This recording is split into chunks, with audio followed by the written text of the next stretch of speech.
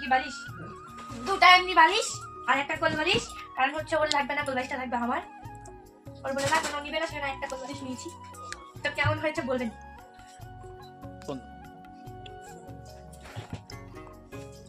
ছবি দেখা দেখা যাচ্ছে না জানা ভালো। থাক থাক লাগবে না।